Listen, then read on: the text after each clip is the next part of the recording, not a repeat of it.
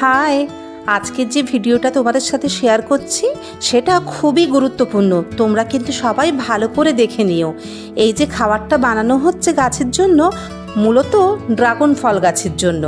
Dragon ফল যেহেতু গ্রীষ্মকালে হয়, আরও ভালো করে যদি তোমাদের বলি, ড্রাগন ফল যেহেতু ফলতে শুরু করে জুন মাস থেকে এবং চলতে থাকে নভেম্বর মাস পর্যন্ত, ঠিক তার এক মাস আগে অর্থাৎ এপ্রিল মে মাসে এই খাবারটা একবার বানিয়ে গাছের গোড়াতে দিয়ে ডুবিয়ে জল দিয়ে দিও।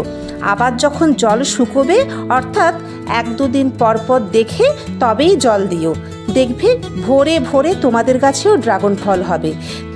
তবে এখানে যে আমি বীজটা ইউজ করছি সেটা কিন্তু যখন কোনো গাছে ফল থাকবে তখন কিন্তু ভুল করেও দিও না। আমি দিলাম, এখন এই গাছে দেখো কোনো ফল নেই, তার জন্যই দিলাম। কারণ দেখবে টবের মাটিতে অনেক সময় অনেক কেন্ন, অনেক পোকামাকড় থাকে, যেগুলো কিন্তু ঠাই মেরে একদম নির্মূল হয়ে যায়। আমি আগে অনেক কিছু ব্যবহার করে দেখেছি, জানো, কিছুতেই এত সুন্দর কাজ হয় না। পরে কখনো সম্ভব হলে এর রেজাল্টও তোমাদের সাথে শেয়ার করব।